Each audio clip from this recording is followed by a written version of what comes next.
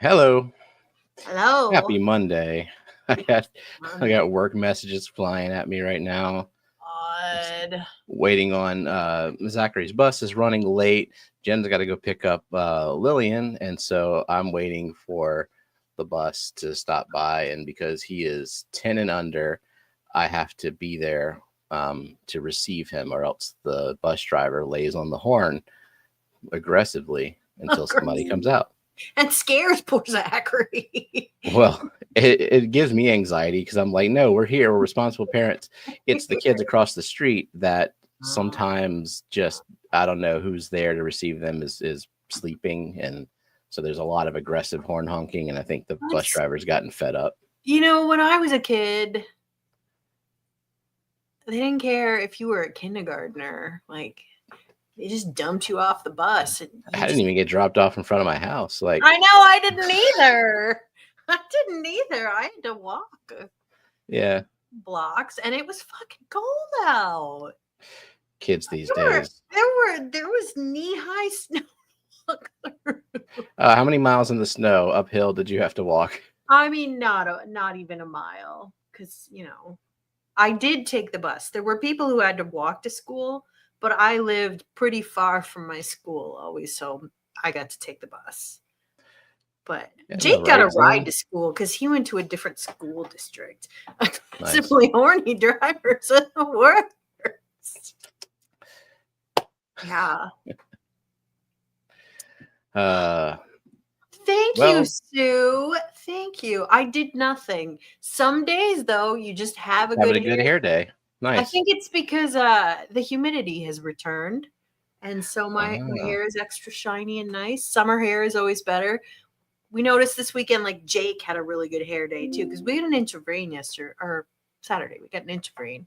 Nice. So spring showers have started. Thank you. I'm having a long hair day, longer than it was yesterday and longer than it was the day before. How long do you think it'll be before you get a haircut? I mean, there's no judgment here. Like, I mean, several weeks ago was when I was planning to. Could be this week. Could be sometime before the clash. I don't know. Who can say? We'll see how unmanageable it gets. Every month. But that's because if he doesn't, it turns into a fro. And during COVID, when, he couldn't get a haircut, he looked a lot like Sammy Hagar, which is, in my opinion, not an attractive look.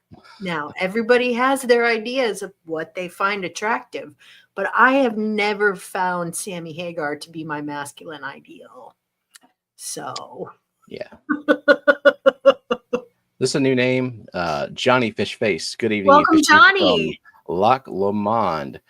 That sounds Scottish. It does sound Scottish, but maybe there's like Loch Lomond, Missouri, and we don't know about it. I mean, there's a Peru, Indiana. I think they call it like Piru or something, though. It's pronounced wrong because all the Midwestern cities are pronounced wrong. So, like, near Iowa State. So Iowa State's in Ames, but in that county is Nevada. It's not Nevada or Nevada. It's Nevada. And there was a there was a tiny town near where I grew up that was called Tripola instead of Tripoli, like in Libya. And I know Cairo. Yeah, it's pronounced Cairo in Illinois. Like the syrup. I love the Midwest pronunciations for all these. It's great.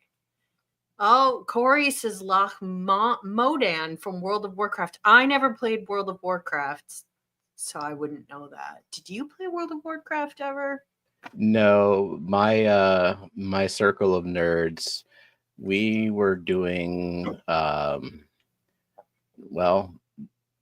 lot of Skyrim, a lot of Elder Scrolls, which is not multiplayer, but like when we would get together for LAN parties, it would be Wolfenstein, it'd be Call of Duty, a lot of first-person shooters. I didn't even know what a LAN party was until like 2 years ago, so clearly I was not doing that. Well, they're much easier to do now than they were back in the day, where you had to bring your actual machine to a location and then hook it up to an old ass router or hub, and then like make sure everybody can see the server that you created. And for some reason it didn't work and it had to be done manually. And yeah, it's too hard. It's too hard. Well, I mean, part of a LAN party is 25% setup and troubleshooting. Wow, that sounds like DIY for a hobby. Boy, I really want to do that. Tiny kitty. Hello, tiny kitty. She's meowing. Ashley Tanks. Wait, is that the Ashley we know? And Ashley, are you Schlee on Discord? If you're not, welcome. Well, even if you are, welcome. But if you're a new person, especially.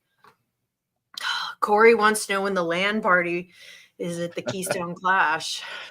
My laptop can't do any kind of gaming. I'd have to bring this behemoth tower.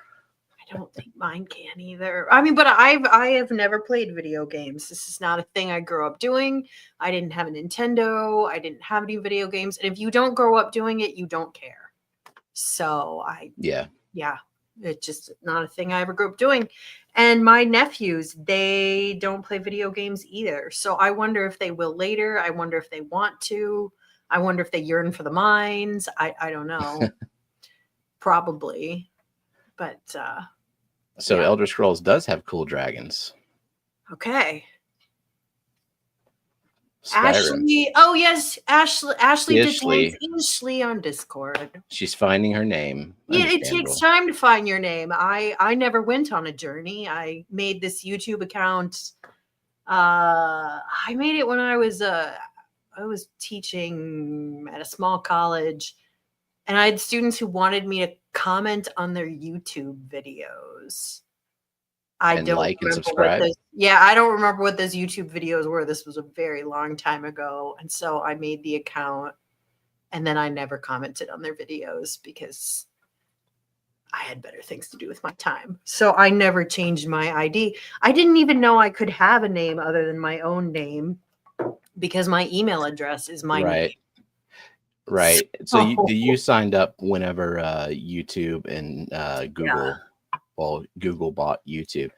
I had a YouTube account before Google bought it. And it's this account. So I had you were a really early adopter. Associate it with a Gmail account, but it's not the account associated with the Gmail account. So it's like a branded account, and therefore I can't receive gifted memberships, nor can I gift them on my own channel like Kelley a lot use some gifted memberships. That's ridiculous, but yeah, that's weird. Yeah. So I see some people who are taking issue with the poll choices because like Big Steve just wants a tank that looks pretty. So it seems like you want a garden then, right? Yeah. Steve? It seems like you want a garden. I mean, maybe I shouldn't have said refined, because refined doesn't mean like you have to be obsessive and do like yeah. I mean, there are lots of kinds of gardening, right? Like for outdoor gardening too. Some people just want to grow plants that they like the look of, or they just want to grow things to grow things. Yeah, and I would say aquatic gardening is still fits in with like the collectoritis type of plants, like the just because collect all the plants. I mean, it's garden. There's different kinds of gardening. I mean, there's different kinds of outdoor gardening too. I don't think many people like using their tanks to grow food, but I guess you could do it hydroponically.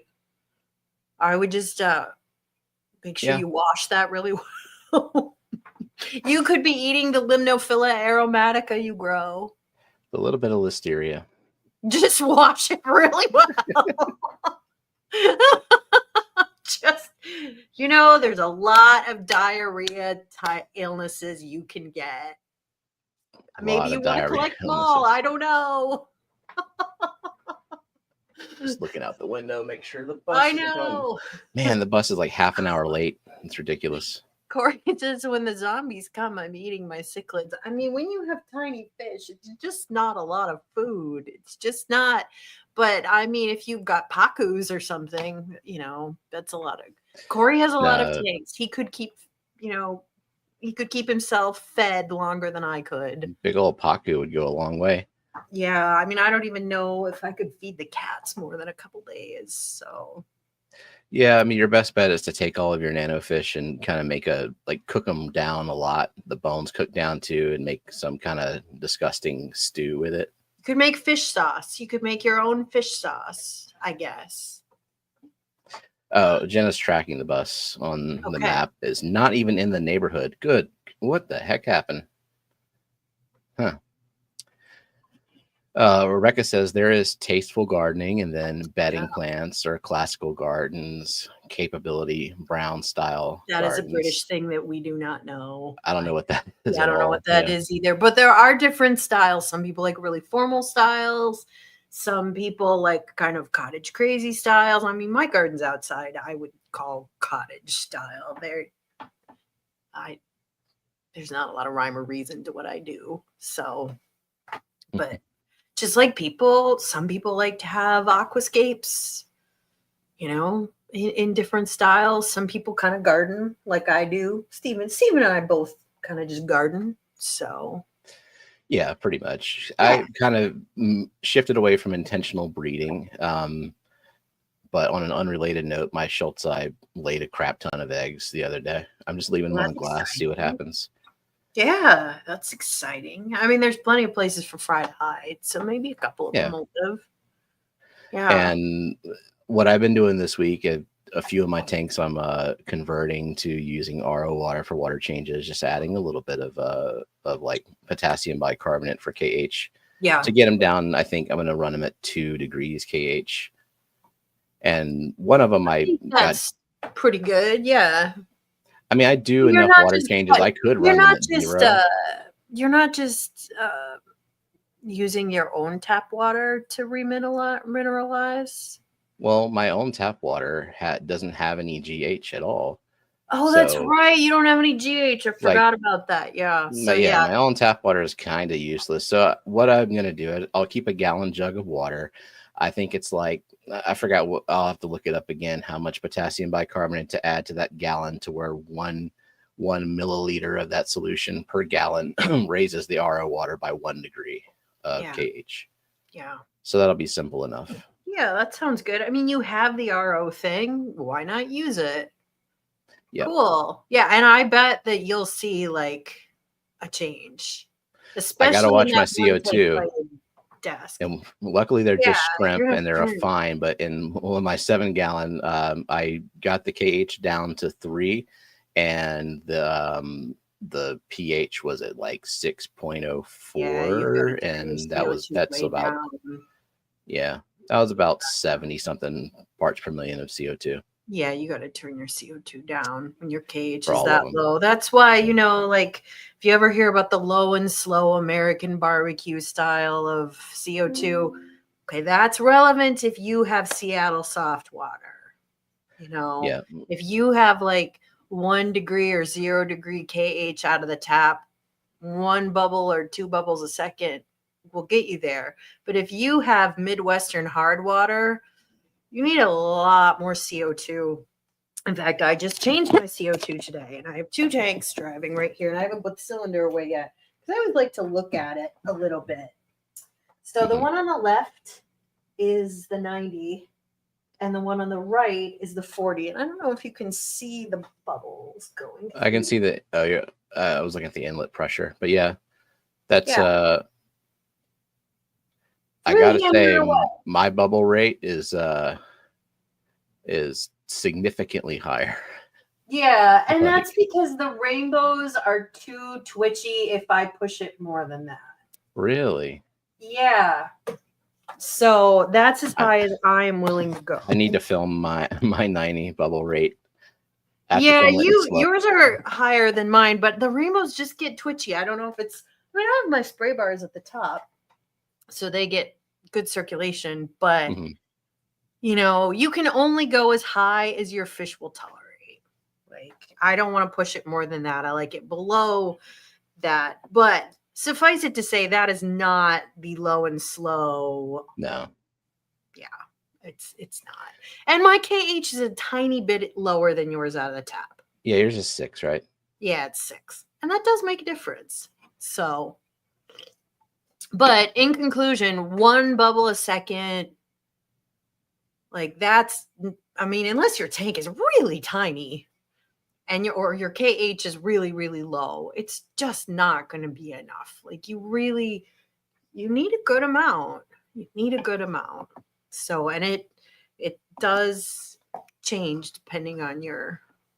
Yeah. Well, so Lisa and Jay said, so afraid to mess with any CO2 in tanks and gauges. And I mean, it is a point of failure. It is a thing that can kill your fish if you're not paying attention to it and you use subpar equipment. So like always approach with caution, but it is a thing worth looking into if it's something that you want to deal with.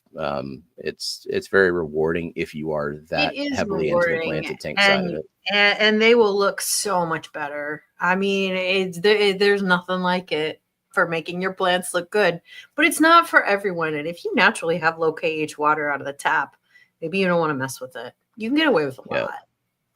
Like Corey said, I found my fish being twitchy, angry. I used a dissolved oxygen meter. It was max, but they simply don't like that much CO2 in the water. I know that your old fish room, had really, really low KH. And even in your current fish room, what is the KH for it? Because that makes a big, big difference. Like you don't need much. Mm-hmm. And your fish will get twitchy. Whereas like when I lived in Iowa and my KH was 22, I mean, I could turn that CO2 up like in a 29 or even in a 20 and it wouldn't budge. It wouldn't budge. So I know he sent his water off for testing. So maybe there's comprehensive report. 75 to 100 ppm of KH. So that's a lot lower than we have. So because mine is like 4 or 5, something like that. Yeah, and it makes a difference. It makes a difference. So I mean, your water is not as high KH as ours. Yeah, it's pretty good. You know, so but you have to do. You can't do more than your fish tolerate, and different fish have different personalities and physiologies. Tiny kitty, shut up. And Lumpy Dog says, I do low stress, easy tanks, plus I'm cheap, so no CO2. Yeah, I mean, there's go for it. It's a different kind of hobby, and you don't want to do this in 50 tanks. Like if you are into breeding fish and you're into having a lot of tanks, you don't want to do this. Like honestly, I don't think that. How many CO2 tanks do you have? 8. And that is like the most you can probably handle, I'm guessing, right? That's the most I'm willing to do at this juncture in my my hobby evolution. It's a lot. And some of those are really small tanks. Like to really prune this big tank, it takes a while. Well, one thing that I am doing is a few of them, even though they have, I'm doing full blast CO2, the light on them is very low. And I've got Boost and Crips and Anubias, and they're growing very well, very robust, just slowly, manageably. Even low light tanks will do better with CO2. And I have chosen plants that don't need a ton of trimming. I haven't done a big trim since I did one over the holidays. And before, not even that big. The biggest trim I did recently was right before the clash. I mean, I took out like a trash bag of plants. So. I remember Tom Barr was talking about how low light and CO2 go together just because like the plants can down regulate production of rubisco. And so they don't need all of that rubisco. They can more efficiently it's because they're growing slower. They're just growing slower. And part of growth is rubisco production. I mean, that's the most abundant enzyme on earth. So they just do everything slower, and that's okay. So Corey's at 15 CO2 tanks right now, and he would like to get down to like 2 or less. 15, man, that's a lot of CO2 tanks. That's a lot. And but getting down to like 2 or less, 2 like very fine-tuned planted tanks, kind of like the hey, here's proof I know what I'm doing snapshots. I think that'd be a great idea. I think that, like, if you're going to do CO2, do it on your biggest tanks. Yeah. Or like, just your pet, the ones that you want to make into a pet project. Yeah. Michael B asks, is that a new name? I don't know. Possibly. I mean, I know a Mike B. We have a lot of Michaels. We have a lot. I don't know if that's the same Mike B. I know. Yeah. Does low KH high bubble count matter if you only have plants? If you only have plants, if you don't have any livestock, turn it up. Turn it up all the way. It does not matter. At a certain point, you can only dissolve so much CO2. Yeah. You know, the partial pressure of that gas. You know, what is that point? I guess it depends. Like, you could also use like a layer of duckweed on top of it with no agitation. And but if you put duckweed on top, you're not going to block the light. You're going to block your light. You could put saran wrap over the top. There you go. I mean, plants do need gas exchange, though. It's they need better to respirate. for them to have some, but you can turn it up as high as you want, and it doesn't matter if you have no inhabitants. But most of us want to have inhabitants. I don't want a tank without inhabitants. That's no fun. Unless it's a tank I'm just breaking in to get it ready for is he here? Yeah, be right back. Okay. I'm holding down the fort.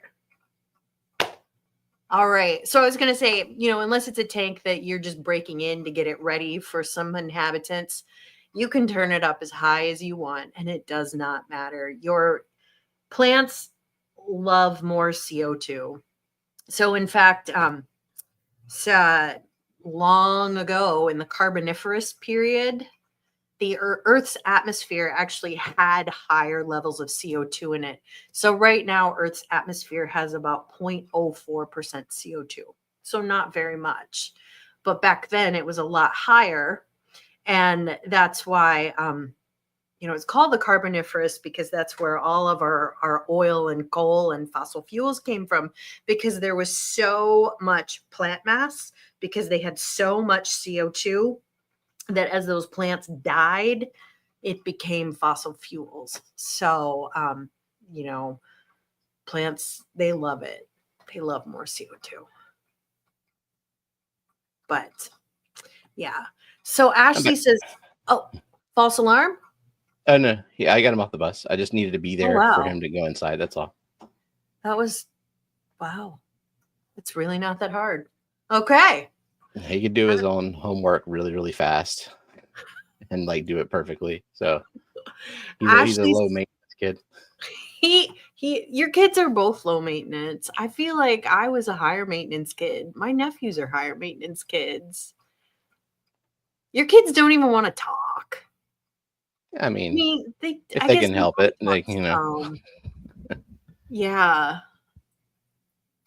Strange. Very different. Very different. Ashley says, CO2 tanks look so good, but the effort is so intimidating. Seems like a commitment. I mean, I don't know. Sometimes I feel like if I can do it, anyone can do it, because I am very technologically challenged. Well, I can show an example. Like I was talking about the low light CO2, an example of low maintenance, but CO2 injection. My tanks are not high maintenance. Right. I trim very seldom. You know, it depends on what plants you choose. I don't have a lot of stems. Stems need to be trimmed every week. If you keep nothing but rotallas, you will be doing nothing but trimming. Just nothing but trimming all the time. So that makes a lot for it. As far as intimidation goes, a lot of that is going to go out the window if you buy a good regulator. If you spend the money and get a good one, your life will be much easier. And you won't have to change your CO2 as often if you get a bigger tank, a bigger cylinder. So get the biggest one that fits under your stand. So this one will go back under the stand. I like to observe it for a day or so before I put it back. But yeah, if you get a bigger cylinder, it lasts a really long time, and then you don't have to change it much, and it's set it and forget it until you go and change it again. So yeah, I've upgraded the size of some of mine. Yeah, I mean, I wish 10 pounds is all that will fit under here. The 20 won't fit under here, unfortunately. So I have to change this. The last time I changed it this weekend. The last time I changed it was right after I got back from Germany in November. So what? That's 4 months. And I drive 2 tanks with it. So that's 4 months for 130 gallons of water. So are there any bottom cover plants that will grow under a dense layer of water lettuce? It depends on how dense water lettuce we're talking about. Water lettuce blocks your light, and all plants need some light. And how fast do you want them to grow? Because, like, Yeah, yeah, Crypt Parva, you could put that under very, very, very low light, but you just need to buy right. like all the Crypt Parva. I would recommend you corral your water lettuce so you don't cover the whole tank, because you're blocking your light for your tank. In fact, I don't really condone using water lettuce indoors, period, end of story. I don't like floaters. They just block your light. Well, so low light carpeting plants would be dwarf sage, but it does have a tendency to really reach for that light. Marsilea, it just, that would be so slow. Yeah. So slow, because Marsilea is really slow without CO2. It gets there, but it's really slow without CO2. Mm-hmm. So, and dwarf sage, the problem with it under low light, the problem with dwarf sage in general, it ain't that dwarf. And if you are making it stretch to the light, what plants do when they're starved for light is they increase their internodal distance, and they stretch, and that makes them tall, and they don't look so dwarf anymore. So my suggestion to you would be to corral your water lettuce. Don't use whole coverage of it. So I've been thinking about an analogy for Rubisco, actually, in terms of the way the upregulation and downregulation, the way it captures carbon based on availability of carbon. I don't think it's necessary to understand enzyme regulation, upregulating and downregulating it. I think analogies work. I think the underlying mechanisms of why helps a lot of newbies get past the basic myths that circulate on the internet. Because if you can't explain something that they think is not true, then I think that it's better just use the word growth as a stand-in for Rubisco levels. That's more important to understand. Growing plants, they need more CO2. Growing plants, and more CO2 is going to make your plants grow more, so you're going to have more Rubisco production. You know, Rubisco levels and growth are 100% so that directly contradicts what Tom Barr said, though, is what I'm getting at. Do you remember when he said in a low CO2 environment, the plant has to produce more Rubisco to capture that carbon? It doesn't need as much. Sorry, I meant they're negative. Yeah, I meant they're negatively correlated. They're negatively correlated. So, so that's why I was thinking without Rubisco. Analogy wise, it's like you got a bucket in the yard and it's pouring down rain. You can fill up that bucket fairly fast, but if it's drizzling, you might need more buckets out there to fill up the same amount of water in the same amount of time. This kind of the gist of the Rubisco production in terms of grabbing the carbon that's available around it. But doesn't matter, really. And you don't really need to understand how Rubisco works. It's just more of a matter of like, I think understanding a little bit kind of helps people. Like there's this idea that if you inject CO2, you have to turn up the light, but you don't have to turn up the light. And in fact, your plants will use that same amount of light more efficiently because there's more available CO2, because it downregulates Rubisco and can devote its energy to something else besides Rubisco production. You'll have better looking plants, though, low light or high light, if you inject CO2. Yeah, but you don't remember what Tom Barr said? I actually listened to that a couple of days ago. What'd he say? I don't remember. Just the whole rubisco production being downregulated in the presence of additional CO2. So that energy that it devotes to producing rubisco can now be reallocated to capturing light or some other function. The issue with this is this energy limitation doesn't really apply to plants because they can make all the ATP they want. So with animals, animal cells, energy limitation is an issue because the CO2 or light or ATP production is pretty much free for plants. Even shaded plants, they're making tons of ATP. The limitations are other things. Now with animal cells, we have to work to get ATP. We get that by eating sugars, basically. So I don't really, that's not well, he's a plant physiologist, so right, but like it's not quite, ATP production is not limited in plants. It's other things that are limited. Synergos lady. So my Synergos, I mean, they're doing good. They're still really, really small. I mean, they're getting fatter. They're rainbows. They don't grow that fast. The odd thing is so like I got these Kelleys at about the same time. And Johnny assured me like, oh yeah, they'll grow really fast. Like these, and they haven't grown any faster than the rainbows. So I was expecting they would be already like pretty big. They're still really tiny. And then Zen would like to know, if I want to switch to inline CO2 from the standard disc setup, do I need a specific kind of canister filter? I don't think so. Any canister is fine, but you do need to make sure that you buy the correct tubing size. So like Nylock G, that's the one I have. There are other brands too, I'm sure. They have it in two different internal hose diameters. Make sure you get the right one for your canister. And I think almost all of them are the one size, but then what is it like? What's the brand? Not Fluval. Eheim. Eheim. Thank you. They have narrower tubing, but make sure they have different sizes though. Because I bought some that matched my Fluval.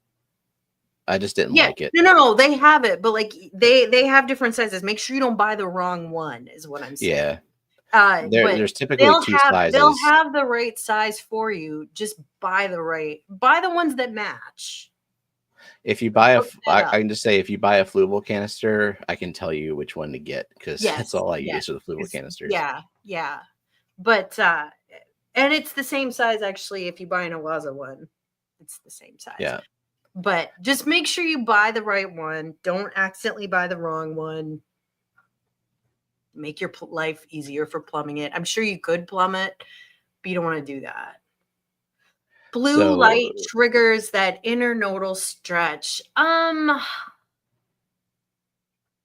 can't recall if that's so. Blue light receptors in plants, actually in humans also, we have blue light receptors too, which is crazy. They're that well evolutionarily conserved.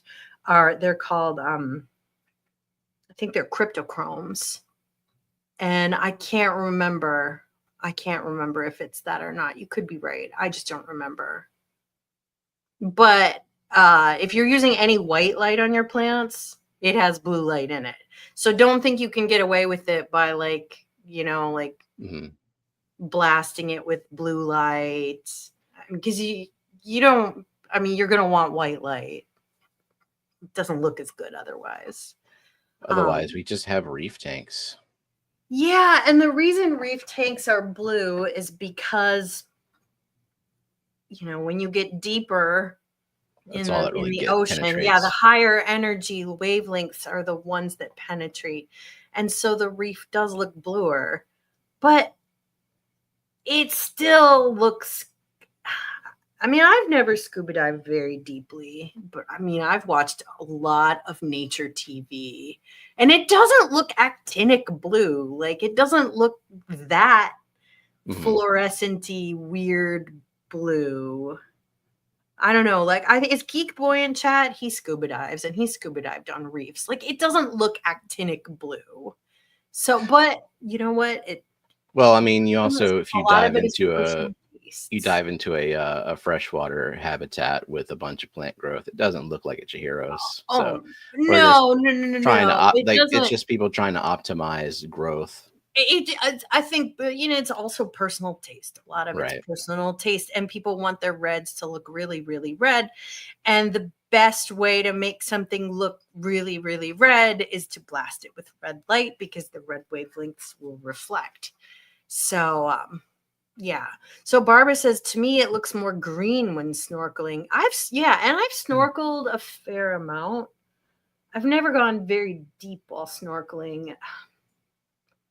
I don't think it looks blue. I haven't gone that deep though. So that's why, like, I want to know from scuba divers, does it look actinic blue? Yeah. So Wayne Talbot is Hello, in the Wayne. UK. In the UK. Has Right? Aponigeton bovinianus, which I don't never had that one. Which yeah, I have haven't died had back. that one either. Is it getting warm in your tank? In my experience, that one dies back seasonally when it warms up. He's asking, do I need to remove the seed? Remove the seed? The bulb, I guess. Oh, the bulb. Yeah. I would just leave it. It'll be fine, and it'll come back. It'll come back. It'll go dormant and it'll come back. I mean, if you want to get rid of it, remove it. But if you want it to come back later, I would just leave it. And it'll surprise you. I have had an Aponigeton in there and it died back. And I thought it died altogether. And then I found it like 2 years later and it was spring. So, I mean, it can just come back. Yeah. Scory's saying CO2 basically works smarter, not harder by injecting CO2. You can make less light more efficient for the plants. That is what Tom Barr says. Tom Barr is a plant physiologist. You disagree? I have no I just don't really fight. like that analogy for it because it's more sophisticated than that. Well, I mean, there's a lot of, the CO2 is essentially like the foundation on which all the other nutrients can operate. So the more CO2 you have, it's kind of like, it's almost like you've got a limited budget in your tank, and that budget is CO2. And if you inject a lot of CO2, then you can, you have a lot more wiggle room. I agree with that. Yeah, because it's a limiting reagent. Now, outdoors, it's not the limiting reagent. The limiting reagent outdoors is water, because water stress is a big deal. That's why the most productive habitat on Earth for like tonnage of plant mass created is it's a marsh. Mm-hmm. Because they have limited water or unlimitless water, and they have limitless nutrients because all the swamp muck, and then there's nothing competing for them for light. You know, you don't have big trees, you don't have anything blocking the light, and so it's nothing but production. Kind of cool.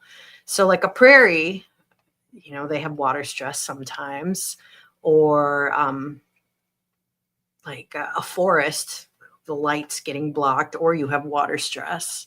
But a marsh, it's limitless growth. So.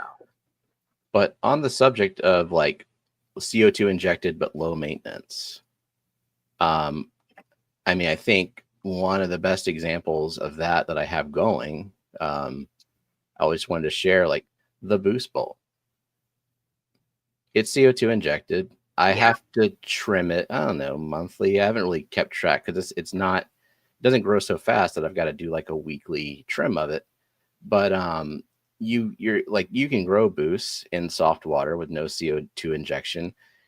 You're not going to grow it in there, right? Snails. Yeah, you're not going to grow it. You're not going to grow it like this without CO2 injection, and you're not going to grow it nearly as fast. And it's not super fast because it is Boost, but this bowl is kind of like, if I cared about plants for profit, this Boost bowl is like printing money basically, because the prices people pay for Boost. and I've trimmed so much of it. I have quite a horde going on. Yeah. I mean, really the thing keeping it from being profitable is that those varieties are all mixed up and they all look alike. Yeah. Like if I wanted to sell them, I would totally like have them separate and labeled, but yeah, you'd have to I label don't care. them.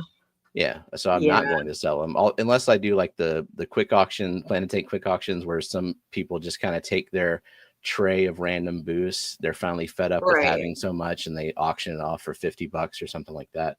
Yeah. But yeah, like this is low maintenance because it's not that fast growing, but it's an example of very robust, good looking growth that you cannot achieve without CO2 injection, but without like the stress and maintenance of trimming stems twice a week and all that nonsense. And then I added the expensive stuff this weekend, which you're gonna try to keep distinguished. Yeah, see, I got them separate. So we've got Brownie Ghost 2011 right here on the left. And then we've got Brownie Blue, which is not a super expensive one, but I just said throw it in there. Sure. And then this is like black something, who cares? I'll look it up, but it's separate. So there you go. And that, yeah. If you use your imagination, you can see some blue in this one. I think if you put more blue light over it, you would see more blue. That's usually how that works. Yeah. But yeah, the one I'm most interested in is just the Brownie Ghost 2011 because people seem to like shit bricks over that every time it's available. So I decided to get a little piece of it. Yeah, why not? So Corey asked if we ever seen a Nubius rot in boost. I'm not sure I have. I haven't, but I don't think it's an issue because it doesn't have those big, thick, juicy rhizomes. So what he's talking about is sometimes with a Nubius, if you damage the rhizome or you nick it or you don't cut it cleanly, it can get kind of squishy and gross. But Boost doesn't really have a thick rhizome. It has more of a stemmy sort of rhizome. Yeah. Vibes think so much. But I'm also not a huge fan of Boost. I don't grow a ton of it. I don't really like it. Well, I grow enough for the two of us. It's true, you do. I still have a bunch of Boosts. I just don't really think I'll get any more of it. Good Lord, tiny kitty. Yeah, I grow enough stem plants and enough boosts. It's true. I don't. Up for your lack of desire. Yeah, and I don't know what I'm growing a lot of right now. I mean, I'm not really acquiring any new plants right now indoors because I am spending 100% of my Kelley money outside right now. It's that time. So Flu will release new plant lights, huh? Did not know about that. Did you? Nope.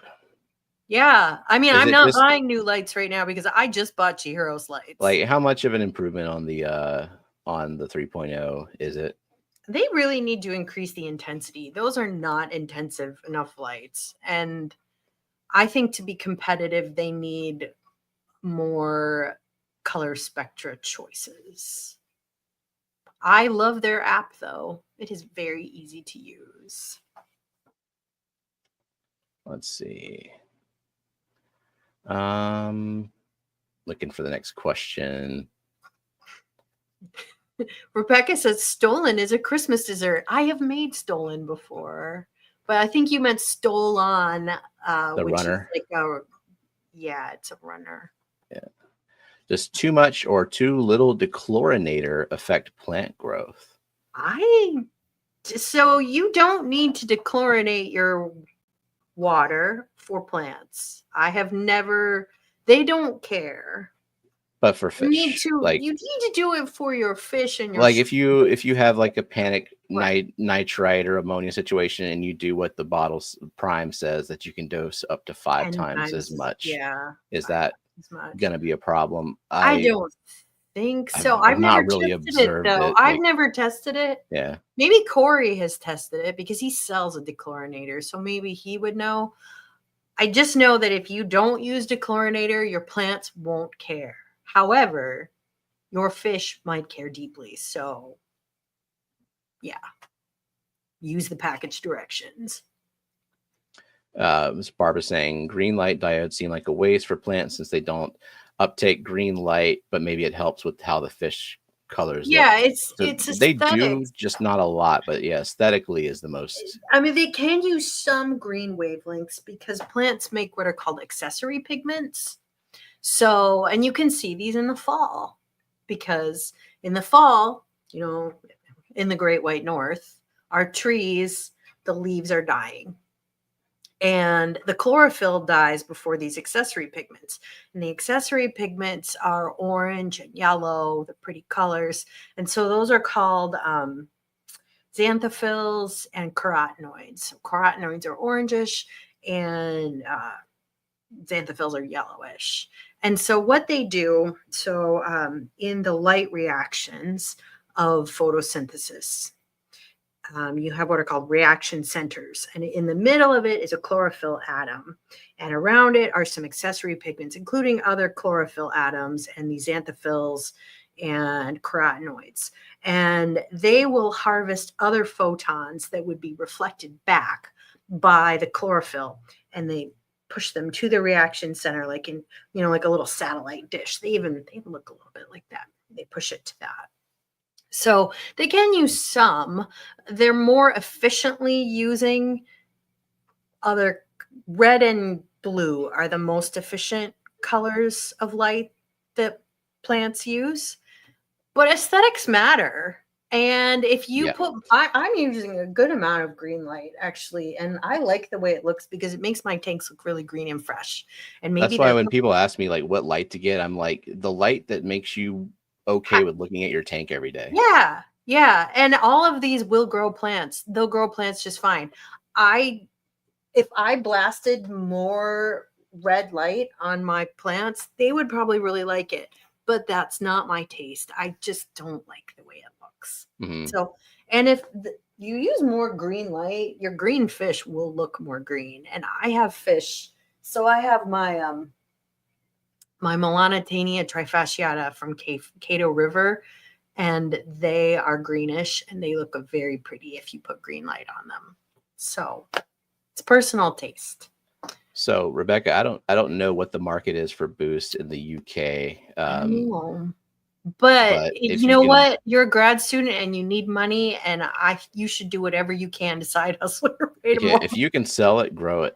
Absolutely. Yeah. And immersed grown Boost, I can't really tell a difference between that and submersed. It's very trivial and it converts very well, I think.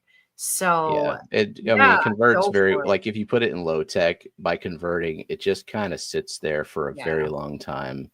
And eventually you see new growth on it. It's not like a stem plant where like there's a lot of physiological changes. Yeah, it just says peace out to all the leaves. And like immersed grown rotellas look very different than submersed grown, but rotellas grow really quick, so it converts really quickly.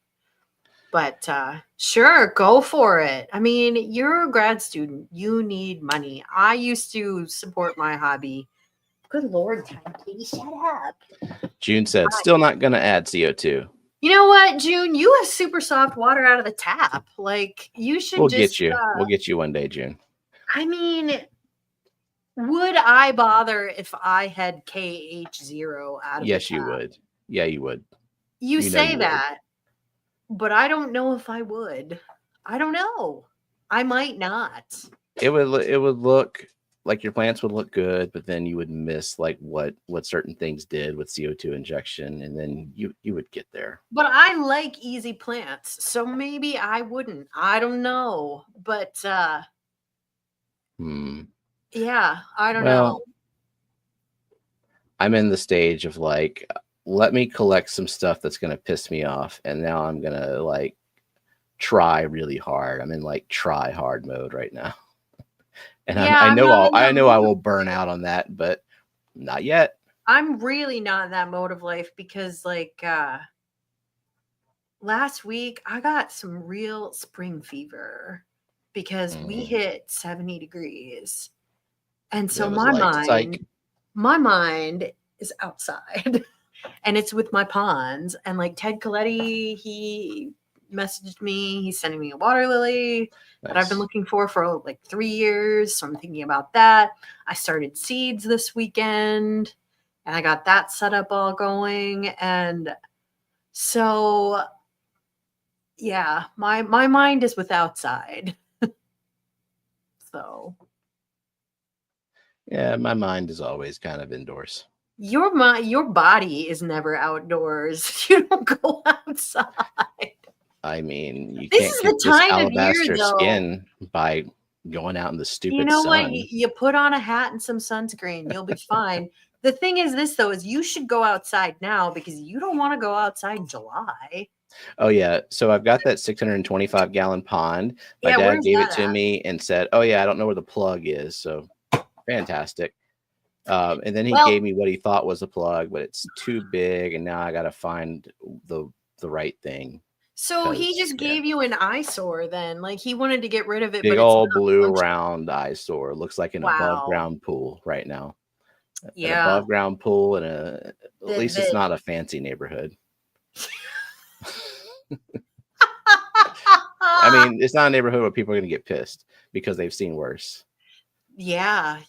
I don't live in a fancy neighborhood either. So, yeah. I ordered, so last year I had that green stock garden that I grew herbs in, that big vertical garden. I ordered 2 more of those because I'm doing a whole tower of strawberries. And then I'm going to try growing veggies in another one because people do it apparently and they work. So I'm going to try it. And I started a whole bunch of flower seeds and I'm not adding any new ponds this year because I'm kind of at max. I don't really have room for any more. So that's that. I bought a ton of new dahlias though. Cool. So yeah, I'm guessing I need more sun outdoors to grow something like that. Well, dahlias don't grow very well where you live because it's kind of too hot. Oh. Otherwise, I would give you some, but like they just don't do well in the deep, deep south. Like you get some, but they don't do that well. So yeah. I would say like below they do pretty well to zone 8. I think zone 9 is pushing it. And you're like zone 9B, if I recall. Like, yeah, it's pretty hot there. Something like that. Yeah. Quite hot. 2 sleeps left. 2 sleeps. You're going to have to refresh me on what you're talking about. I don't have a great memory, Andrew. 2 sleeps till what? Foxanne reminds us that sunlight is dangerous. You know what, though? You can put on a hat. You can put on sunscreen. You can put on a sun shirt. It should not keep you from going outside. It's a lot of work. I have very pale skin. I just put on a hat before I go out. It's easy. And Corey says, everyone who hasn't done CO2 has to try it. Once you've done it, then you can make a decision what is right for you. Yeah. Do it and do it right. Because I think a lot of people don't cheap out and get a shitty they regulator. Give up CO2 because they don't reach that level where it's refined. They're just I mean, because if you get a shitty regulator and that's the other side of it. That's you're too frustrated much CO2. Trying to get it adjusted the whole time, let alone like the tragedy that can happen. If you have a bunch of fish die because your shitty regulator failed. But like, it's just life is so much easier with a better regulator. Yeah, it's so much easier. The other end of that, and what I have noticing just anecdotally, that's the most common trend with newbies to CO2 is that they're not injecting enough. They think because they're afraid, and they should be afraid, but they got to get over that hump because it's like if you're injecting 1 bubble a second in a 40 breeder. And you think, oh, well, just, and you have like KH of 3. It's going to be an improvement, and they say, well, it didn't improve it as much as I expected it to. So, too much work, too much money. If you have KH of 1, that might be enough, though. That might be enough. Maybe. I mean, it'll be enough to like move the needle a little bit, and you can notice some better growth on it. But like. The other thing is most of the United States does not have a KH. No, almost. So, most of us have. Statistically, it seems a lot of people give up the CO2 just because they didn't put the time to refine it. Yeah, I mean, I can't inject any more than I am. The fish just right. They won't. Wonder how much it would take for the Oscars to start twitching if June got some CO2. I don't know. I don't think it's a fun. I think that, at least in my observation, bigger rainbows are more sensitive than small ones. Frenzy 4K says, hey guys, well, I have pretty heavily planted 55-gallon. Notice my fish breathing a little heavier than usual. Is it possible I have too many plants in the tank? No. I would have killed so many fish if that were the case. Plants make oxygen. They make oxygen. Now, they could feel crowded, and, you know, that's up to you.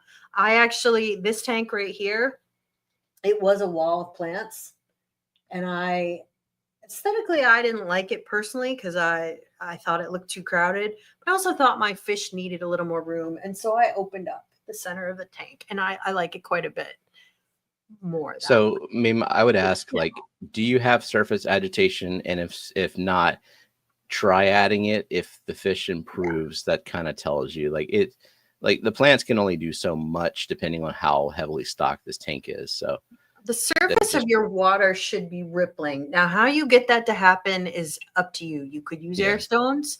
I have a spray bar, and I have it up near the surface, so there's gentle rippling happening. You could use power head. You could use hang on the backs. But if you have like an oily film at the top, you don't have enough circulation, and their fish are going to gasp more. Oh, another thing that you can do, don't do this. I've done it a couple times.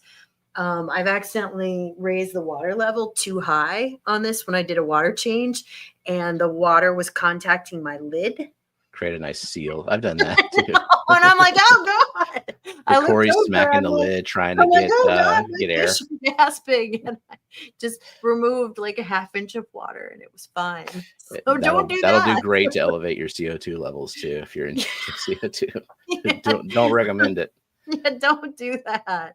All right. Lance would like to know how to get rid of thread algae. Have an air stone running 10 hours of is 10 hours of tank light too much? Maybe or maybe not. It's right. It's all because I don't know what intensity your lights are. I don't know your water chemistry. I don't know all the others. I would say 95% chance that you just need to dim the light, honestly. Yeah, I would also make sure you have good circulation. That can help. Yeah. Like if you have dead spots, like if you notice the algae is collecting. So right now, I need to add a power head to this because I've noticed that there is a little bit of algae collecting in this corner. What kind of algae? It's thread. It's thread algae. Thread algae. Yeah. Yeah. I think it needs a little more circulation right there. So next time I order from Aquarium Co-op, I'm going to get a power head. So, but I like to order have you ever used a Co-op power head? I haven't, but don't you have them? Yeah, I have one in the plant farm. Yeah. You gotta warn the fish ahead of time, hang on to your hats. Rainbows love flow though. So it's gonna be it's good. I expect they will be quite happy. So Geek Boy says another reason to only ever get rimless tanks. I mean, rimless tanks look really good. I still use a lid on them, but you can't overfill them. You would flood your house. They have a gap in the front and back. So it's not going to happen. But I overfilled them. I had a bad flooding incident on, I think it was on Thursday during Hot Mess Express, possibly. Oh no, I've never flooded a floor because I don't leave. Well, I learned I am not capable of filling two tanks at the same time, especially if they're in two separate rooms. Yeah, I would never do that. I would never do that because I mean, maybe, I don't know, I would have to set a timer for the other one or something. I'm too scatterbrained. What I have done many, many times in the lab, so we would, so there's tap RO DIY in every lab, but it's not like you would consider it ultra pure for an aquarium, but molecular biologists have very, very high standards. So we would send it through another RODI on top of that. And then we would keep it in big carboys. So I cannot tell you how many times I have flooded the floor of the lab because I forgot to set a timer. And it's like, oh God, I'm flooding the floor. Because it would take like, a half hour to fill that carboy. And I was in the other room and I even heard the water hitting the floor, and it still took a few minutes for my brain to register what was happening because I was so focused on filling the other tank with the RO water, which comes out a lot slower. Yeah, I just don't leave this area. No, yeah, it's ill-advised. I don't do it because I'm too I'm too scatterbrained, and the other thing is I have wood floors like that are thank goodness it was on tile. I have vintage wood floors that are from like 1911 and I mean they're beat up because they're vintage, but I don't want to flop them. That would be very sad. So Emily's got the oak. Sindors coming today, but doesn't look like it's going to happen maybe tomorrow. Yeah, because nothing comes on time anymore. Like So I ordered some seeds. They have been stuck in Indianapolis for a week. Like the member plants thing, why? It's becoming a problem. I don't know if I've got the plant mass to be shipping out 20% reshipments. Yeah, Jake ships when he's been selling off. I'm very proud of him for doing this, like stereo parts that he no longer wants instead of just keeping them in his closet, which is, and now they're in my house. Come on. Like this is a high res neo ribbon tweeter and ohm. What the fuck am I going to do with this? Anyway, so he's been selling off junk that he doesn't want. And so he can buy more junk that he does want. And he's been shipping it by FedEx, which is kind of expensive. Is it more reliable though? I think so. Yeah. We just shipped Annette a bunch of plants UPS 3-day because if I ship it even priority, it's still to P&W from Louisiana is like a week. It sucks. So it's 2 sleeps until vacation. They're going to Turkey. That's right.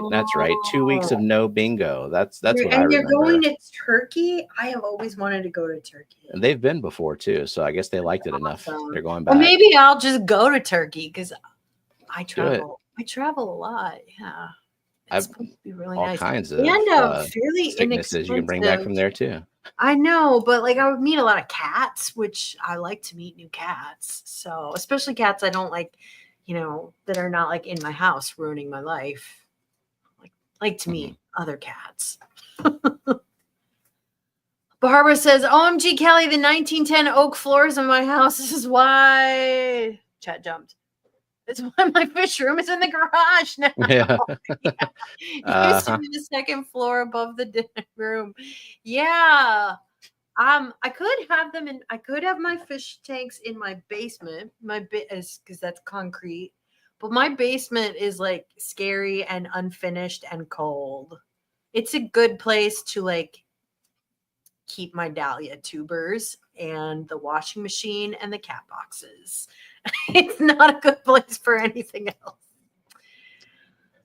So Lance got the F zones, afraid to use it. Now, if you've got an unstocked tank with plants and you want to mess around with it, and you can observe yourself how somewhat inconsistent. Like I am still using an F zone currently. It's fine. If I lose those fish in that tank, it's not devastating. It's not going to break your heart like if you lost your rainbows or your puffers. If I lost my Kalitawas and my Bosemani and my Picta and those eels all in one stupid. Oh my, yeah. I know. Yeah. So, I mean, you could also get. The thing is, the quality control on those F zones is not good. You may think you have a good one, and you can get something called end of tank dump. And it's where, like, at the last 20%, it fails and it dumps the last 20% of the CO2 in your tank. And if you're home and it turns your tank into a soda fountain, and if you're home, your fish won't die and you catch it, you can quick turn the CO2 off, raise your spray bar, and do an emergency like 80% water change, and your fish will be fine. But if you're not home, which has happened to me, it's happened to me when I was a grad student and I was a new fish keeper. I lost all my fish and all my shrimp, every single one of them. Nothing lived. So I would hate for anyone to experience that. But you can put it on a tank with no inhabitants and just see how you like it. The other thing is cheap regulators are kind of a pain in the ass to adjust. They are pretty inconsistent. Yeah. Like that's the thing that you'll observe just playing with it with no fish in there, that you'll set a bubble count, you'll come back an hour later and it's going to have drifted just a little bit, or it can drift over days. Or it could be fine. It's just kind of like I would just say test it on a non-inhabited tank first. Like this one, this is a nice regulator. I set this up yesterday. I had it set up within 5 minutes. And you can walk away from it because you trust it and you. Yeah, I mean, I still like to observe it for the first hour because I want to make sure that my fish are not twitchy or unhappy. But like, it's not going to move. It just at a certain point, I'll look over and be like, oh crap, the CO2 is empty. Oh, my Bucephalandra is completely dead. Oh, because that plant melts if it's a week without CO2. So Nathan's got KH over 300, which, I mean, if you live in one of the many hard water areas in the United States, it's not uncommon. Is that Nathan Hovey? Did you change your name? I Yeah. can't keep track, people. When you change your names, it's too hard. Might as well be a stranger. Nice to meet you, Gilsta Gardens. So welcome to the channel. He wants to know how to reach the numbers for like KH1, 2. So that's degrees. The quick conversion is like multiply it by 18. Multiply the degrees by 18, you get ppm. It's a fake number. Don't worry about it. But pretty high. 300 divided by 18 is something. A lot. So you have about 17 degrees KH, which is really, really high. That's what I had. I mean, that's getting up to close. That's like Iowa water. You cut it with RO water is going to be, and just dilution with RO water. Yeah. There's other ways to do it, but I don't recommend it. Yeah, I would do it with RO water, and I would drop it. I would start converting, maybe like, I don't know, 15% a week until you're doing 100% water change with RO. Because you're gonna.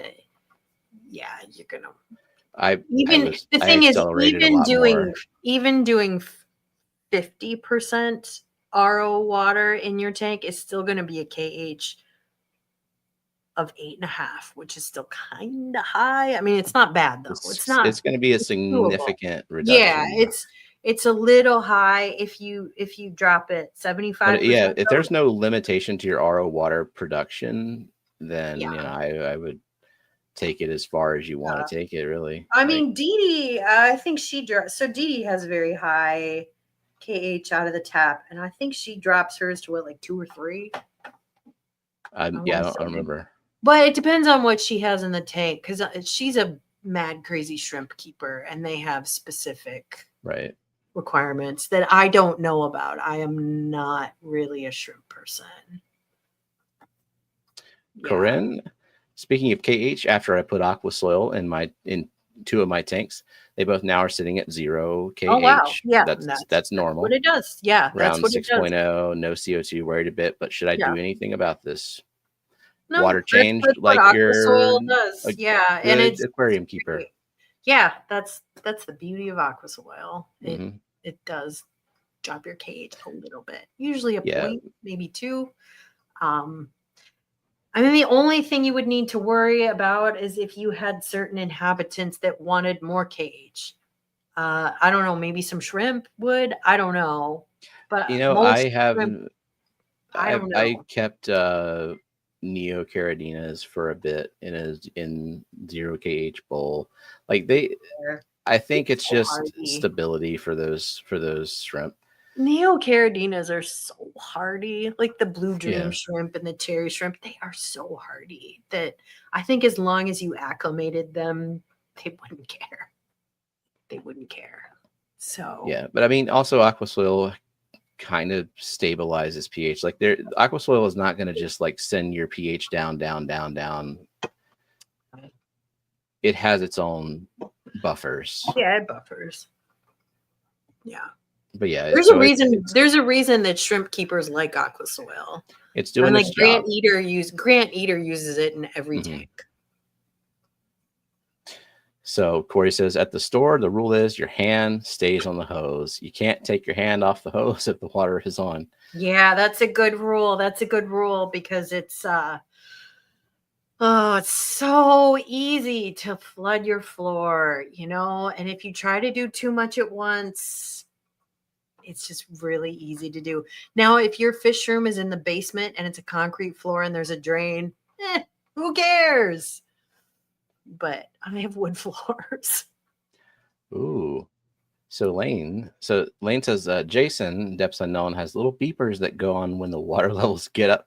Oh, yeah. They are for blind people to fill cups of water. Drinks. Well, that's a good idea. I mean, like I've heard of people using float valves, or in toilets. I think if you have an RO barrel, you should put a float valve in. I mean, maybe you don't care. Yours is outside. But you should put because they take so long to fill. And if you're filling like a huge trash can of water, if you put a float valve in that. Yeah. It's a good idea. For the RO, that's what I've got. Just a float valve shuts it off. But the little beeper thing, wow, that's I did learn. I didn't know those existed, but you know what? I'm glad that blind people have that technology. That's great. For sure.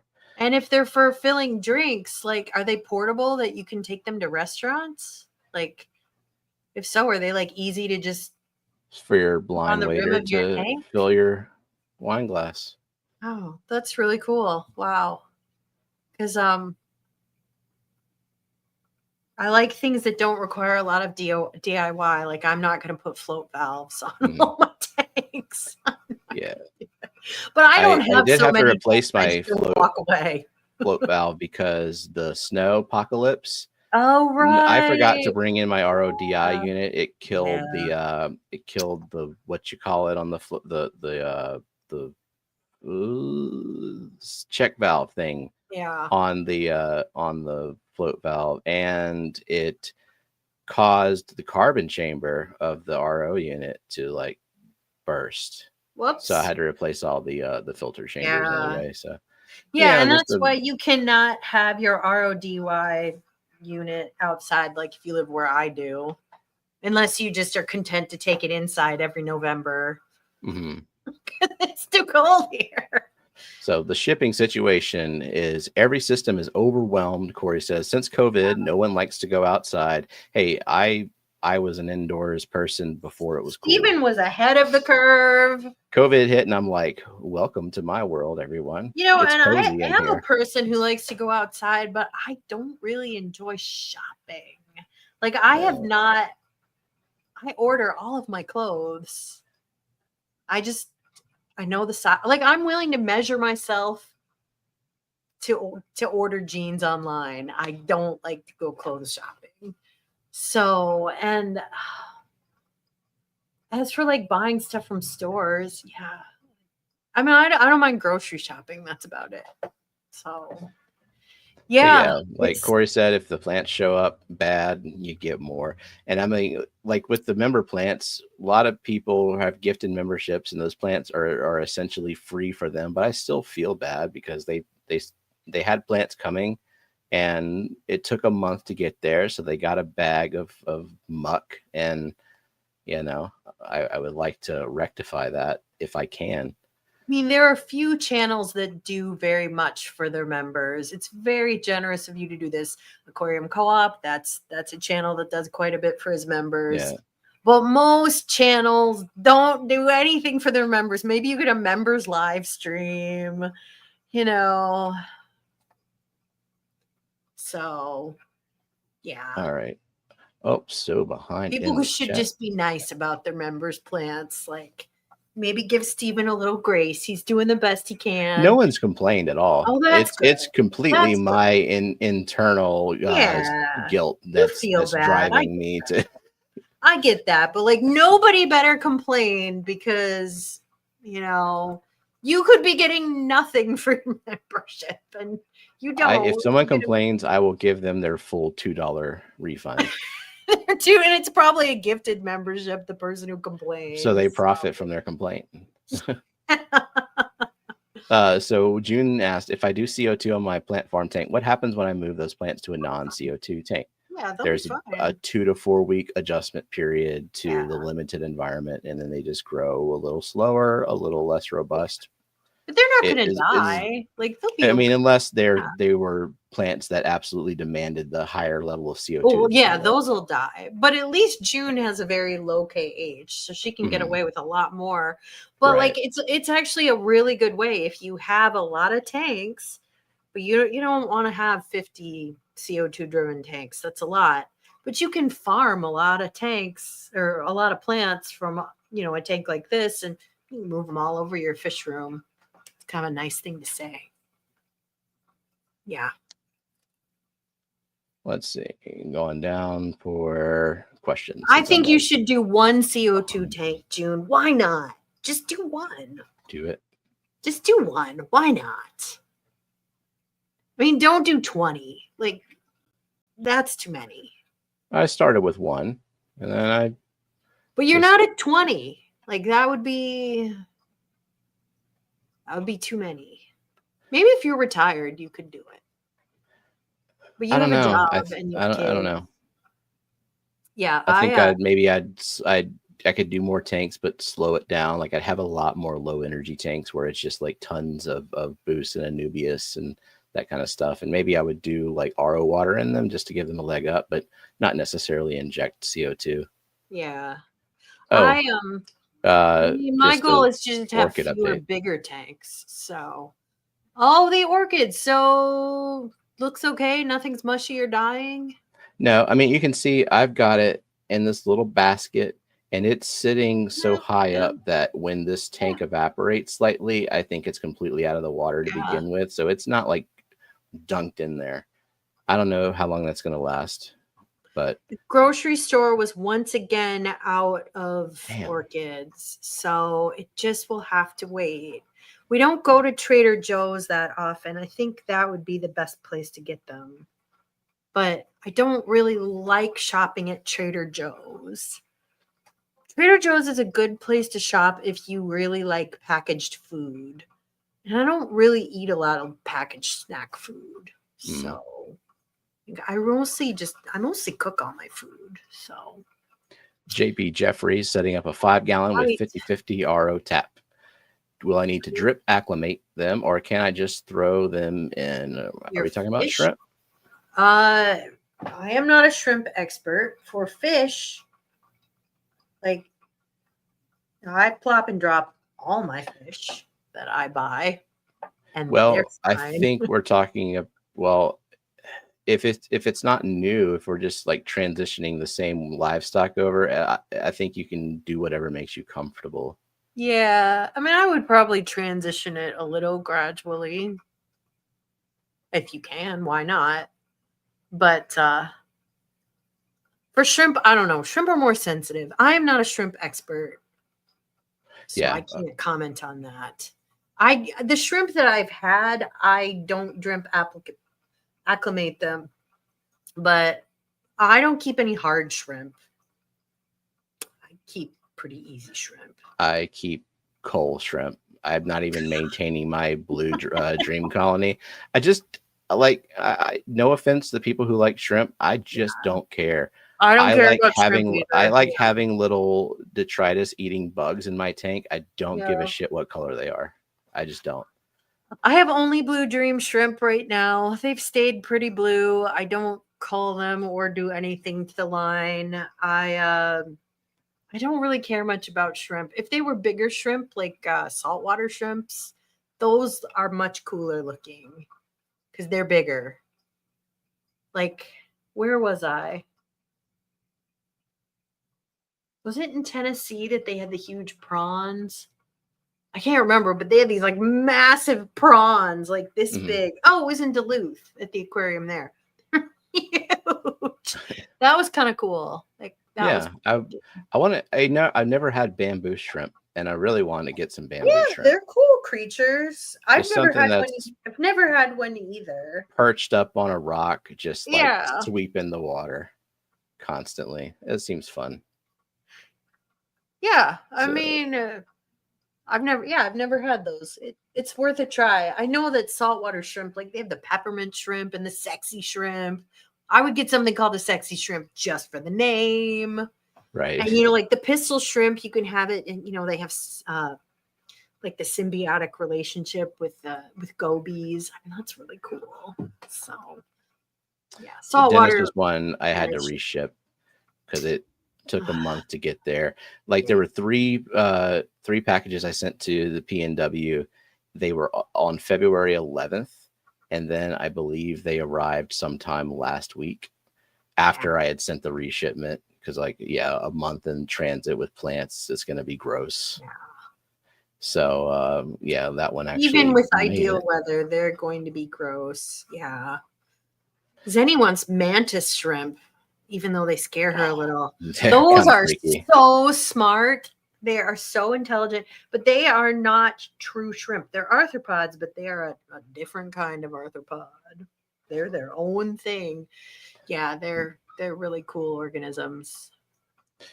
And I had to reship Branton's last year, and he offered to pay for shipping, but no, there's I don't care if it's a gifted membership. Like it's highly inconvenient when I have to fulfill 100 plant requests. But yeah, but you think you're losing 20% of them? Ugh, that's frustrating. I hope that was a one-off time, but I've had to reship a few. Yeah, it feels like it's been happening more lately. Yeah, it's not ideal for sure. Yeah. Let's see. Yeah, I could outsource the plant growth across the country. I need some sharecropping going on. I mean, if I had any energy to shrimp, I could send out to ship. I could send out member plants, but I hate going to the post office. I have a Jenna to organize the whole operation. Yeah, and I don't have a Jenna. I have a Jake. And you know what? Jakes are good for many things, but they're not good for organization. Jenna, not great if you need a 90-gallon tank lifted. Not great for that. Jake, not great if you need a spreadsheet made. It's just not what he does best. So it's unlikely to happen. My contribution to our community is I give away water lilies once a year. So a closed loop air system that you would put in a fish room, but CO2 instead of air. So isn't that kind of just like I'm driving more than one tank? Because I have a manifold. We're talking like airline to PVC, and then a line of tanks, and then airline drops with diffusers on the end of them. The thing is, it would take a lot of pressure. And you need really sensitive control for each tank. There's a separate needle valve on each of these manifolds. Even if you had the same size tanks, there would be you would have to make sure every diffuser is equally clean, requires equal amount of pressure, and they're all the same size tanks. Right. The thing is this: if you're accidentally putting 20% more air in a tank, who cares? Right. Doesn't matter. But if you put 20% more CO2 in a tank, your fish could all be dead. So that's why you need a needle valve for each tank, because you need fine control for each tank. So I don't see a way to do it. That said, I am not very good at DIY, so maybe there is a way. But you need a needle valve for every tank. Yeah. I don't know if I would want to mess with that, but if you know inhabitants, someone want to have the resources and time to test that out. I just don't see the pleasure in having 20 non-inhabited tanks. Well, when you have a whole bunch of people who have requested plants, that's the desire. It's like I would just have bigger tanks, just bigger. So the 5 gallon that JP Jeffries was talking about was black neon tetras. Okay. Yeah. They're pretty hardy fish. I would just plop them and drop them. Like I converted all those tanks this past week to I went from 7 degrees KH down to 2, and one of them has kamakas in it and some zebra loaches and a bunch of corydoras and an angelfish and some coolie loaches and a partridge in a pear tree, and they're all doing good. I mean, I think about it this way. Before Dan had his warehouse, and the warehouse is hard water because that's what comes out of the creek. Yeah. Well, before he had the warehouse, I bought lots of fish from him, and they were really, really soft water out of their tap, like I think KH1 or something. And I plop and dropped every fish, and they were fine. So, yeah, fish are pretty adaptable. Now, is that true of every fish? I don't know, but all the fish I keep.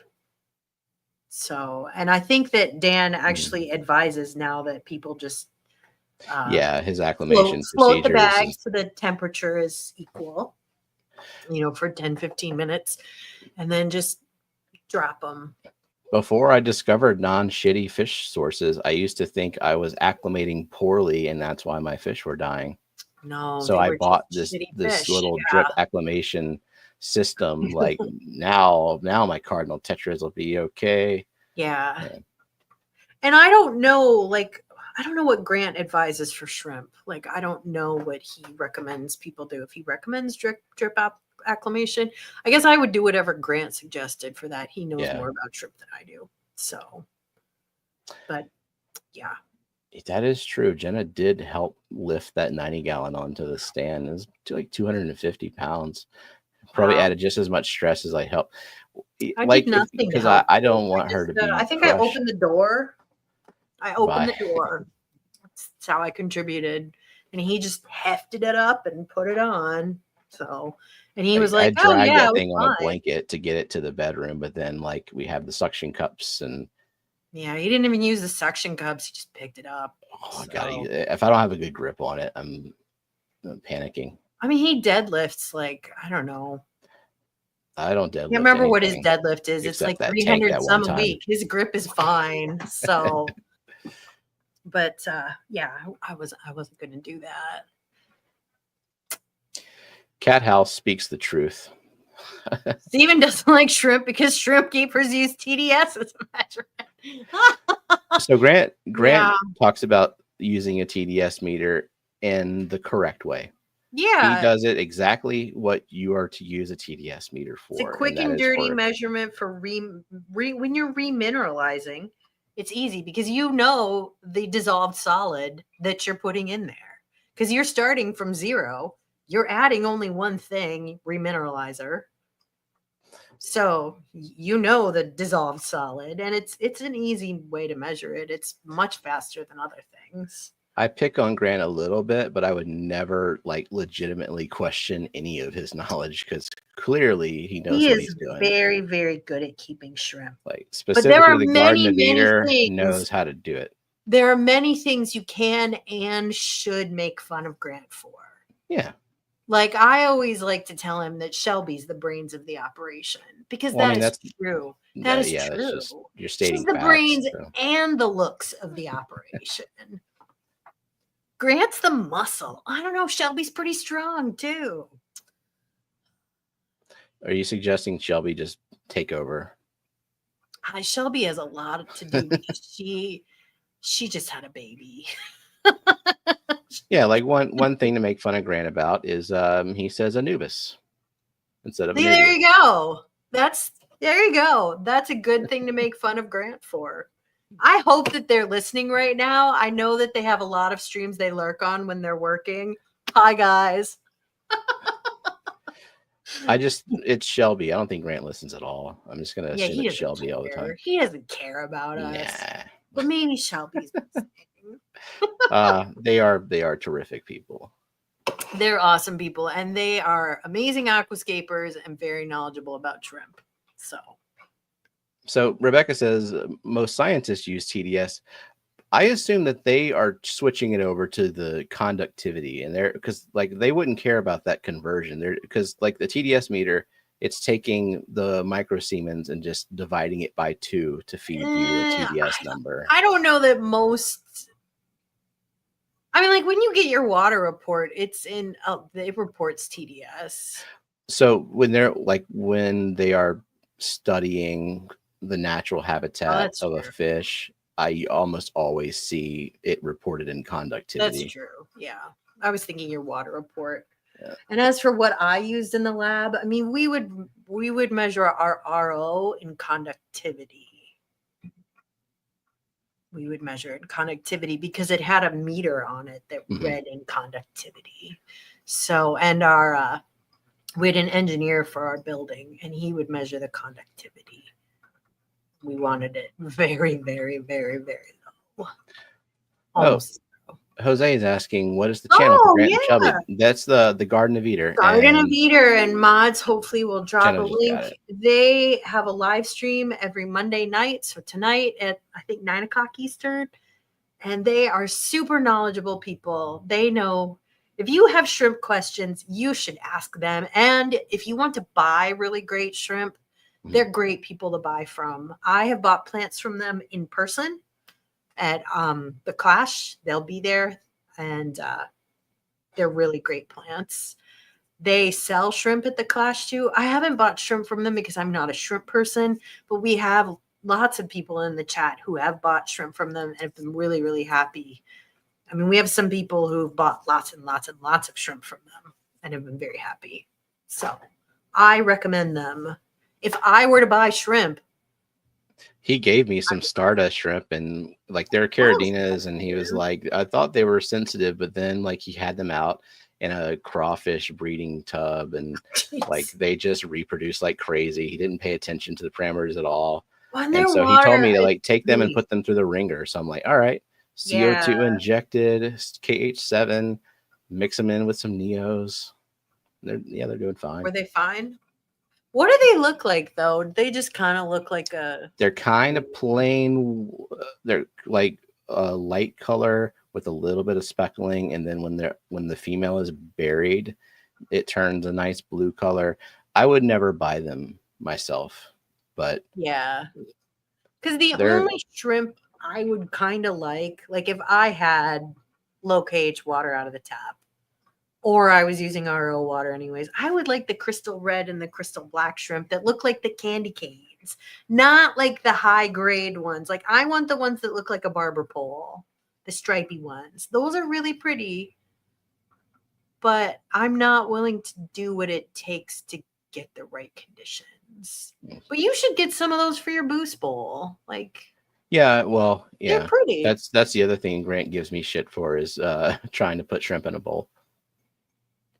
So that bowl is huge, though. I would put it's a 2 to 3 gallon bowl, and ideally you don't want long term. You're not going to get the production of shrimp out of it. I did have Shadow Panda in there for a while. They were not from the Garden of Eder. They were someone who was drop shipping imports to people, and yeah, they're a Caradina. Yeah, I don't know those. There's a lot I don't know about shrimp. I just really don't. I don't really think about shrimp that much.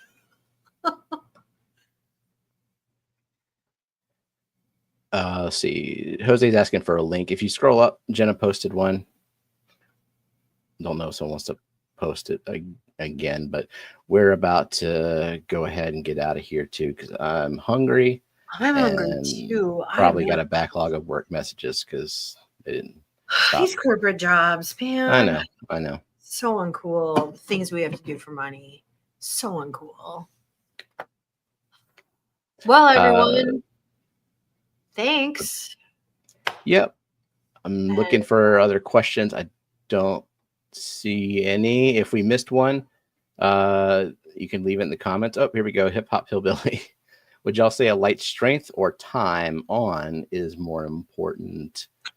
It's got to be a balance of both. It's a balance, but I'll say this, like there is a certain point where your photo period is not long enough. Like if your photo period is 2 hours, I don't care how intense your lights are. Because they have to ramp up photosynthesis. Like there's some time in the morning. It's just not enough. It's not enough to do what they need to do. I don't think your photo period should ever drop below, let's say, 8 hours. I mean, for long term. Maybe if you're trying to fight algae or something, but for long term, probably need at least 8 hours. And then it's kind of a mix of the two. I mean, you can use it. You can play with time and you can play with intensity. You have to think about where your plants evolve. So a lot of them are from tropical regions and the day length is 12 hours. But some of our plants are from North America. So like some Ludwigias, some Vals, they're used to really long day lengths in the summer. But, you know, they adapt too. They can adapt to shorter days too. But there's nothing that really grows naturally in like 8 hours a day of sun. So that said, a shorter photo period can really help you fight algae. Yeah. So if you have your lights on for 12 hours, you could, I mean, I keep mine on for 10. You could turn it, you know, play with the photo period a little bit and see if that helps. Especially in a non-CO2 injected tank, there, like you can deplete that carbon pretty quickly. Yeah. So like doing a 12-hour photo period at high intensity, like you're gonna see algae, you're gonna see deficiencies in algae. So you're gonna want to reduce it, but I don't think I would reduce it long term more than to 8 hours. I think that's probably good. So. All righty. I think that's all righty, it, everyone. Thank you. Thank you to our mods and thank you all for being here. Thank you to our super chatters. Oh, and one last thing, just because I want to keep pushing it every stream, is the Foxy and Peplin fundraiser is an auction that's going to be on this channel on April 12th, Saturday, 5 p.m. April 12th. If you would like to donate anything for that auction, where all proceeds of the sale go to Foxy and Peplin, and you're responsible for shipping it to the buyer, email foxysfishes@fishfam.link. I'll be donating at least 1 or 2 plant packages to it. And I know we've got like fish donations, but dry goods are really great. Art, crafts, that kind of stuff, aquatic related. So. And bid on the auction. And bid high. Yeah. Because you can get cool stuff and it's for a good cause. I mean, this is going to be the wedding of the century and you are all invited. It's at the Keystone Clash this year. And you should RSVP on fishfam.link, correct? Yeah. Yes.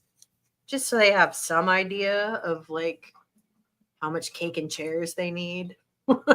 And pizza. And pizza, right? And Jake and I have already RSVP'd. Well, I RSVP'd. I mean, Jake doesn't have a fishfam.link identity, so I RSVP'd for one, even though there will be 2. I mean, maybe Jake should be on fishfam.link. I don't know why he would want to be, though. But anyways, the auction is when? April 12th. That's a Saturday, 5 p.m. Central. Cool. So I will live stream for as long as it takes to sell however many lots are donated. I mean, he's going to make sure he has enough caffeine, that he's had an afternoon nap. Like... probably just the longer I have to stream, I'll probably just keep drinking and become more belligerent, which could be entertaining. It's an incentive for people to donate a lot of things. Who's going to help you on this stream? Is Jenna going to help you? God, I hope so. She's to be the secretary. You can't be drunk doing all of it yourself. I mean, that's about the only way this is going to work. So that's true. I would hope so. I mean, you can't do it by yourself, but maybe like, like every hour a different guest can come up to like give you some moral support. Well, yeah, I think whoever's selling what they've donated are welcome to join while their stuff's being auctioned off. Just like when Skipper does his auctions, Jeff Pelham does his. Right. Yeah. That'll be good. No, Jeff, I did not email Foxy yet. I feel special and that I don't have to, but I'm gonna anyway because I'll follow the rules. Yeah, I haven't decided if I'm going to donate anything. I don't know. I have not decided what I'm doing. No pressure.